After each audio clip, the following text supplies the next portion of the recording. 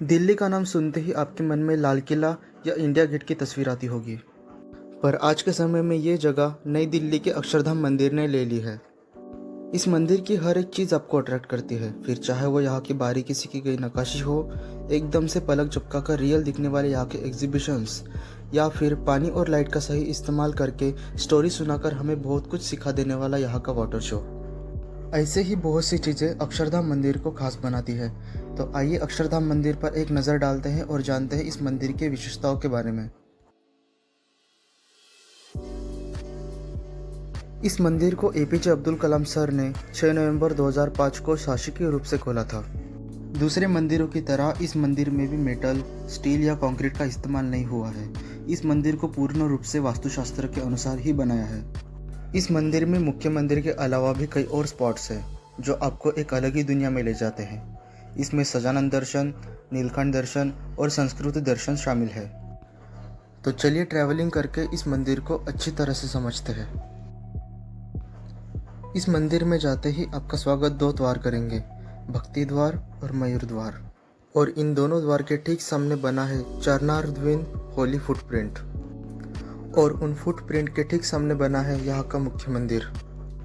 141 foot ऊंचे इस मंदिर को बनाने के लिए पिंक सैंडस्टोन और मार्बल का इस्तेमाल हुआ है, जिसमें 234 पिलर्स, 9 डोम्स और 20,000 स्वामीस, देवतास और आचार्यस की मूर्तियां शामिल है। गर्भगृह में भगवान स्वामीनारायण की मूर्ति है और उनके साथ ही कई और मूर्तियां भी शामिल है।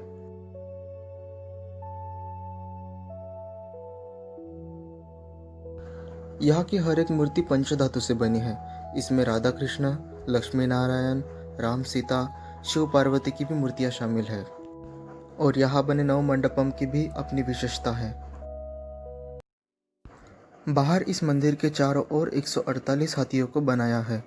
इंसानों और हाथियों के पुराने रिश्तों के बारे में बताने के लिए यहाँ ये हाथी बने हैं, जिनका कुल वजन 3000 टन है। अक्षरधाम मंदिर की मुख्य इमारत एक सरोवर से घिरी है। इसे नारायण सरोवर कहा जाता है, जिसमें 151 नदियों और सरोवरों का पानी भरा है। इन सरोवरों में मानसरोवर, पुष्कर सरोवर, गंगा नदी जैसे और कई नदियां भी शामिल है। और इस मंदिर में 108 गौमुख भी बने हैं। मुख्य मंदिर के दर्शन के बाद हम अभिषेक मंडप में आते हैं, जहाँ पे हम भगवान स्वामीनारायण का अभिषेक कर सकते हैं। इसके बाद बारी आती है एग्जीबिशंस की। ये एग्जीबिशन स्टार्ट होते हैं 3 बड़े हॉल में, जहाँ पे हर एक हॉल का एजुकेशन, इंफॉर्मेशन और इंस्पिरेशन देने का एक अपना तरीका है। एग्जीबिशन की शुरुआत होती है सजानन दर्शन से। यहाँ पे हमें भगवान स्वामीनारायण की लाइफ के बारे में बताया जाता है।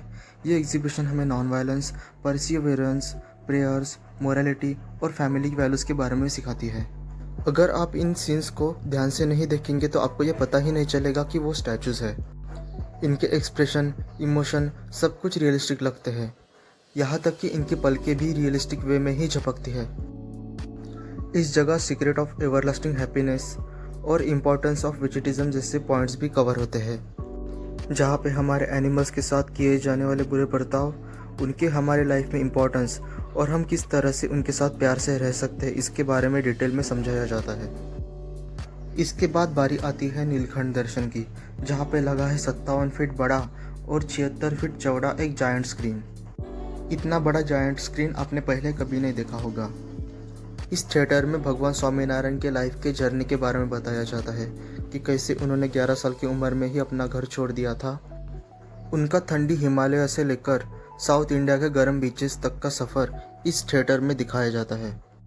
इसके बाद का एग्जीबिशन हमें एक अलग ही दुनिया में ले जाता है। इसे संस्कृति दर्शन कहते हैं। बेसिकली ये एक बोट राइड है। यहाँ पे बनी बोट पे बैठते ही हम हज़ारों साल पीछे चले जाते हैं।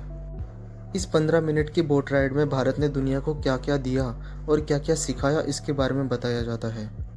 इसे बताने के लिए हमें पुराने भारत के अलग अलग हिस्सों में ले जाया जाता है। इसमें तक्षशिला, जो दुनिया की सबसे पुरानी यूनिवर्सिटी थी, 1000 साल पहले ही हमारे इंडिया में आई सर्जरी की भी शुरुआत हो गई थी, और किस तरह हम इंडियंस ने योगा को पूरी दुनिया को गिफ्ट किया।